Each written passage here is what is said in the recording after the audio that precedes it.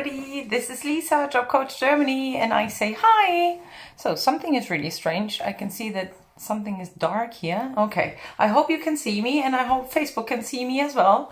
Hi everybody, this is Job Coach Lisa and I'm here to support you with your applications in Germany. So if you've ever considered living and working in Germany, feel free to ask me questions. Yaseman is here. Hi, it's nice to see you. All right. It's great that you guys are here. Thanks for joining me here today.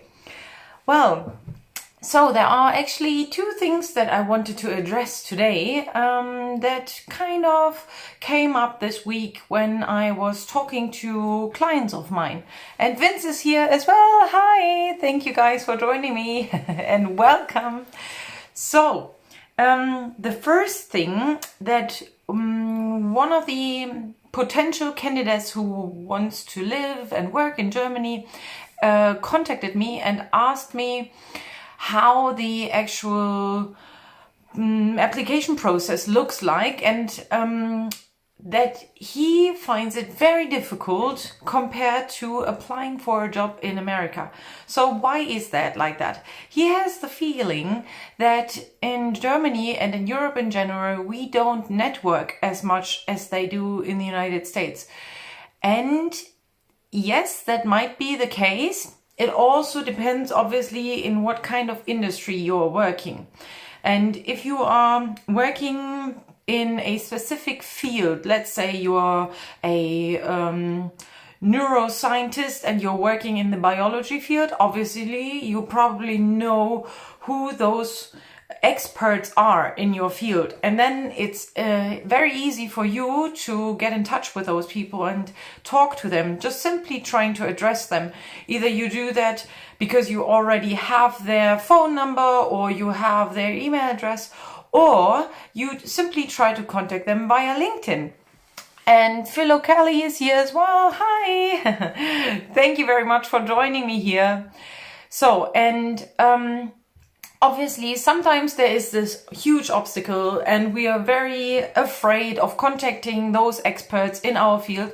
But I've also talked to someone who had been working in a scientific field and was writing a research paper on a specific topic within chemistry. And this person had been following a specific chemistry professor that is living and working here in North Rhine-Westphalia in Germany. And this person really wanted to work with that professor. So within that field of chemistry, this person applied and now got this dream job and is working with that particular professor. And obviously I asked whether he is now satisfied with the job. And of course, he's doing and living his dream life and working his best job. And he's very, very happy with the situation that he's in right now.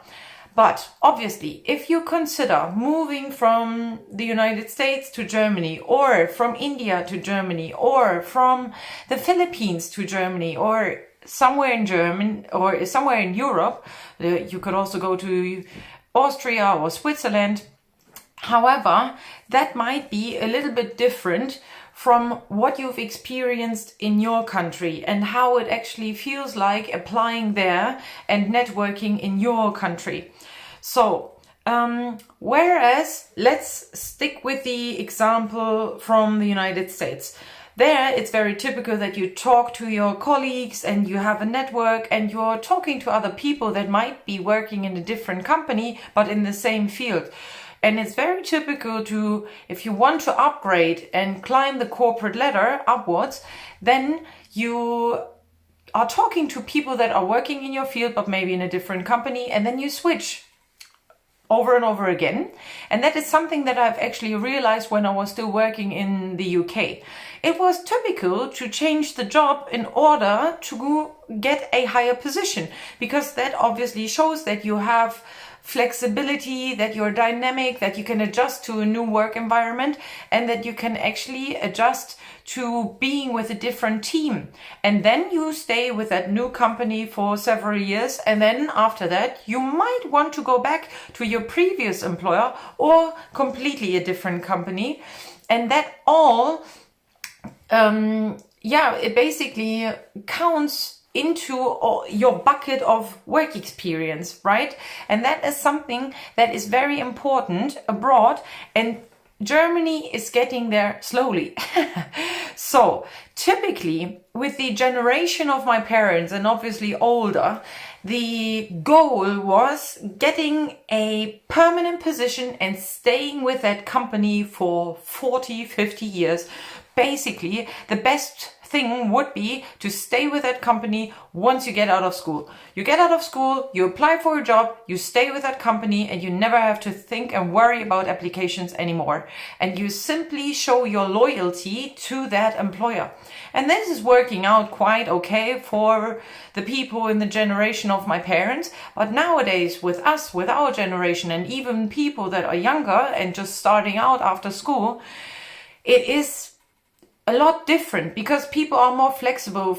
People have a lot more ways of moving abroad, moving within Germany, moving to different cities, and simply switching jobs and switching tasks. And that is why the way how we are addressing the entire application process in Germany is in a transition phase. So we still have these very conservative companies that love to see their workers staying with them permanently for 40 years or even more. But then we have these very flexible young startups that are popping up in these basically in the cosmopolitan areas, Berlin, Cologne, Munich, Hamburg, Stuttgart, and wherever. And those are a lot more flexible, and they have a different mindset from compared to these conservative companies. Basically, the newer mindset basically tells you or wants you to think about what is the thing that is important to you right now. Heike is here as well. Hi, Heike. Thanks for joining me here. So what I wanted to say is basically the mindset of thinking about what is the position that you're in right now and what is the ideal job for you? What do you want to do with your life? And then you are honest and you're talking to your potential employer, and then you see during the job interview whether your visions match. So whether the vision of the company matches your vision of your life. And even if the vision changes, that's like being in a relationship, right? So you have to be very open-minded. You have to communicate, and you have to tell the other person or the other party what you're thinking about, what kind of development you're going through, or what you need. And that is the same that you need to tell your employer. You need to tell them if you want to progress, if you want to have some support with regards to additional training and an additional course, maybe a German course is something that you want to do. And you need to communicate that to your employer, because otherwise the employer doesn't know what you are expecting of them, right? But if you tell them, then they can adjust. And after a while, you can see whether your visions are going and moving in the same direction or whether you're drifting apart, which is totally all right. And that's fine. And startups nowadays know that. And there is a specific book that I can recommend to you. It's by John Strelicki. It's called The Big Five for Life, and it basically tells you more about this concept that you have a vision of your life and the company has a vision of your life, and it's totally fine as long as your visions are in compliance. But once they drift apart, it's also totally okay if you decide to go into a different direction, if you go to in a different way, if you just leave the company and move on and move to a different city and work with a different company, for example. So, and this mindset is now slowly being integrated in Germany, because obviously the employers in Germany see that it's not very common anymore to stick with that one company for several years. You have to go out there, you have to own the world and see what is out there, what different experiences you can have. Hi DJ B Sounds, it's nice to see you, Joe. Thanks for joining me here. So And so because the startups or the startup scene is growing now, it's basically moving more into that direction that we are more interested in what is your vision as an employee and what is the vision of the company, and are these two aligned or not. But obviously, as usual, this process is very slow. And something that has to do with this entire topic and is related to job applications is something that has to do with your CV. Because if you're, for example, applying in the United States, or if you're applying in England or anywhere in the English-speaking world, it's very typical for you to mention contacts of reference. And that is something that we don't do in Germany. We don't use contacts of reference. So typically there is maybe a little area on your, a little part, a little section on your CV where it says, okay, these are the 3 contacts that you can call in order to ask how I worked as an employee, how I was working as an employee with that company. And employers in Germany simply don't do that. We don't want to call anyone. We are too lazy. We don't want to do that. We don't want to talk to anyone, and they are probably going to tell us a long story that we don't even want to hear. We don't have time for that. So what we simply want to do, we want to receive all of your documents and take a look at whether your qualifications and the documents are aligned to the job ad. So are they in line with what we as a company are seeking or not? So, but what we do instead in Germany is something that is called a letter of reference or a letter of recommendation, or something like a report card that you get from your employer. So every 2 years you can receive a certificate, or you can receive a report card about what you've been doing the past 2 years. Or if you're changing positions within a company, you can also address that you would like to have a report card about your previous position. Obviously, what is very important, you need to prepare that report card before you're leaving the company.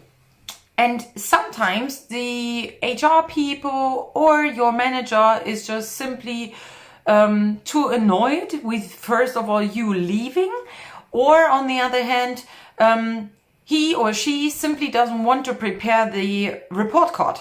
And with that, I always tell my clients, and I would highly recommend this to everybody that is watching here, and Jared is here as well. Hi for joining me here. Please, from the very first moment, from the very first day of your work, simply write a list of activities that you're doing in your position, and maybe a list of other departments that you're working in. So where do you have connections with other people? Where are you working? Do you have responsibility for a team or not? And what are your individual tasks for that position? Because that's what you can then use for your report card. You can simply send this list at the end of your employment, at the end of the position. You're simply preparing to leave the company and simply preparing to go and work with somebody else. So you simply send this list of your tasks to your manager or to the HR staff and tell them, please, these are the activities and all of the tasks that I've done in the past time working here. Please write me a report card accordingly. And then this report card has a specific type of language, a specific style, how it is written. And every recruiter is typically able to encode this writing. So basically, from the words that you are using, or from the words that are written in the report card, a recruiter can say whether you've been working very well or whether you've been very lazy. And there are several websites, obviously, where you can also see how these report card has to be written. But basically, it always has to be written in a very formal and positive manner. And this will be written so you can use it for your future employer. You can use it for your applications. And then simply when you're applying for a new job, you use your covering letter, you use your CV, and you use your letters of recommendation or certificates or the report cards. And these things are very important for us in Germany when we are recruiting staff, because we don't want to call the contact reference. We simply want to take a look at this report card, and then we know whether you're working correctly or whether you're working hard or not. And this sounds maybe a little bit odd to you. It sounds strange because in certain countries, this is actually an illegal process. So when I was still working in England, I wasn't allowed to have a report card, because in England it is seen to be illegal to write a report card about an employee, because this report card can be written in a way so that you don't get the future job, the potential job. Yeah, if it's written in a very negative way, nobody is going to ever employ you anymore or hire you. And that's why you can sue the company for writing a very bad report card. That's why the British people said, we are not writing any report cards. You can work with contacts. You can work with contact references. Yeah. But in Germany, it's the other way around. We don't work with reference contacts because we don't want to waste our time calling other people to ask how you've worked. But we would like to take a look at your report card from your previous employer. And that is also something that is highly recommended for you to really make sure that you receive this report card, because otherwise the potential future employer might say you are not really precise. You're not working in detail on really getting that job, because if you really wanted to have that job, you would have made sure to get this report card from your previous employer. Okay, so that was a very long story. Basically, it was related to the question of one of my clients that stated that it's very difficult networking in Germany, and that's why it's harder to find a job in Europe rather than in the United States, where networking is quite common. The other thing that another of my clients came up with is a question about when do I have to apply for a specific job. And so the setting is like that. This person is in the final semester, starting the master's thesis and basically preparing for getting a job. And there are different phases of the application process. So first of all, you are basically researching what you want to learn about the company, and you're preparing your application documents. Then the next one would be probably a telephone interview. The third phase is the job interview, the actual job interview, where you are meeting in person, or nowadays, due to the pandemic, everything is working via video chat, which is fine as well. And then the fourth step might be an assessment center. And then after that, you might receive a decline or they will hire you. And until then, it sometimes can take up to several months. And that is depending on the size of the company. And basically, if there is a huge company and they have a lot of processes going on and they have probably hundreds and hundreds of applicants, then this screening of applicants might take 2 to 3 months. It might even take longer. And especially if you are applying from abroad, it might take even longer. Something that is also influencing this duration on how long it takes from the job application to actually getting hired is the experience and the level that you're applying for. So if you're, for example, applying for an internship, it doesn't really take that long, because obviously the recruiters always calculate their time that they invest in order to screen your documents and in order to evaluate you during the job interview to how long are you going to stay with them, and is it worth it having this person there? What if this person is doing a great job? What if this person is doing a bad job? And the higher your rank is, so the higher your position, obviously, the more extensive the recruiters have to work in order to find the right fit. And that's why it can take longer months. It can take even longer to find the proper fit for that company. And especially for everybody that is still studying and preparing to get the first job right after studies, I always recommend try to get an internship even during your studies. Now is the right time, even if you haven't started your master's thesis yet, or if you haven't started your bachelor's thesis yet, it's the best time to apply for an internship where you might even be able to write your thesis. And that's the best part, because in Germany you get paid for that. So if you apply for an internship and you write your thesis with that particular company, it also means the company is paying you. They are paying you for writing your thesis and for doing the research on their behalf. And Petra is here as well. Hi, thanks for joining me here.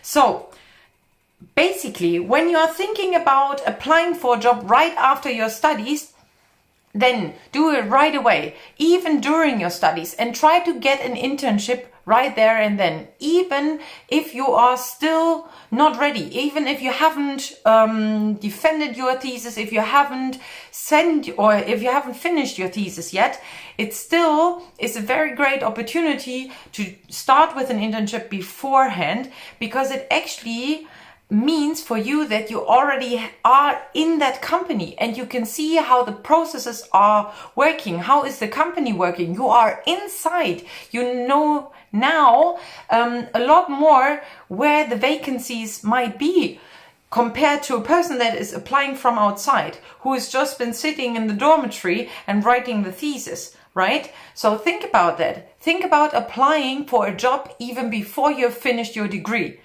Because there are several things that you can already defend during the job interview. You can tell them what you've been studying. You can tell the recruiters what you've learned and what you've studied and what you've done during your group exercises and so on.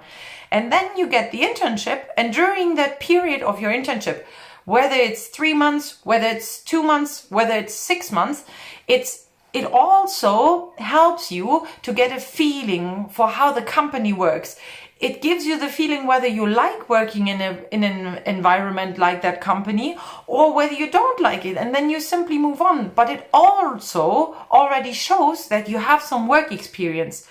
When I was still studying in my bachelor's degree, I learned that it's very important to have at least 3 internships in order to be able to have an advantage compared to other students that have never worked before. So right then I started working on the side. Basically, I was working with a travel agency beforehand. Then I was working in the automotive industry, and I simply gained a lot of experience. And over that process of time, I also realized my specialty. I realized what it is that I wanted to do, and that I wanted to still work with people, not just numbers, and that I wanted to be an HR person. I wanted to work in recruiting. And that's how I realized that is actually the way that is my career. That is my path where I wanted to go. Menschenkönner is here as well. Hi for joining me. Thank you. So, and that's basically the advice that I can give you all. Simply try to apply for jobs even though you're still studying, because that obviously helps you receiving an internship and getting more experience, and then being able to actually being in that company and knowing what kind of vacancies are popping up. You will know that a lot earlier than anybody that is applying from outside of the company. So, and other than that, with regards to the entire duration of applying for a job, the normal case would be between 2 and 3 months. But obviously, if you're applying from abroad, give yourself some time, because the job is not the only thing that you need to prepare. You also need to prepare your flat, your insurance, and everything, like your visa and everything else that is important for you when you come here. You don't really want to worry about that once you're here. You want to have certain aspects, at least the base, in place before you come here, right?